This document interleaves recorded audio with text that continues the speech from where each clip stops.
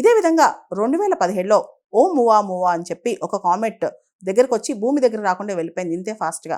అదేవిధంగా 2019లో బోరిసో అని చెప్పి ఇంకో కామెట్ కూడా ఇలానే అలజడి సృష్టించింది. కాకపోతే ఇవేమీ నిజం అవ్వలేదన్నమాట. కానీ ఇప్పుడు మాత్రం బాబా వంగా ఇలా రకరకాల ప్రిడిక్షన్స్ అంటే ఫ్యూచర్ టెల్లర్స్ చాలా మంది కూడా 2025లో ఏలియన్స్ భూమి మీదకి వస్తారు, మనుషులతో యుద్ధం చేస్తారు, ఇలా కథనాలు చెప్పారనమాట.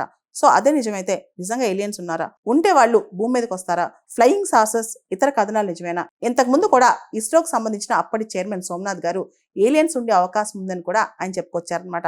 ఇవన్నీ చూస్తే నిజంగా ఏలియన్స్ భూమి మీదకి వస్తారా, మనుషులకి ఏమైనా సిగ్నల్స్ ఇస్తారా, వాళ్ళు మనుషులతో ఫ్రెండ్లీగా ఉంటారా లేదా మనుషులకి వ్యతిరేకంగా ఉంటారా, పోరాడతారా, ఇవే చాలా థీరీస్ నడుస్తున్నాయి ఇప్పుడు ఇంటర్నెట్లో. ఇక్కడ 2 చర్చలు నడుస్తున్నాయి.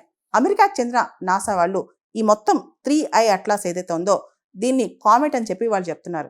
అయితే హార్వర్డ్ థియరీ వాళ్ళ కథనం ప్రకారం, అంటే ముఖ్యంగా ఏవి లోయబ్ సైంటిస్ట్ కథనం ప్రకారం ఇది కామెట్ కాదని, కామెట్కి ఉండాల్సిన లక్షణాలు దీనికి లేవని చెప్తున్నారనమాట. అయితే ఇంతకుముందే లాస్ట్ ఇయరే హార్వర్డ్ యూనివర్సిటీ వాళ్ళు ఏలియన్స్ మనతో ఉండే అవకాశం ఉందని, మనలోనే తిరిగే అవకాశం కూడా ఉందని, ఆల్రెడీ ఉండి ఉండొచ్చని కూడా వాళ్ళు చెప్తున్నారనమాట.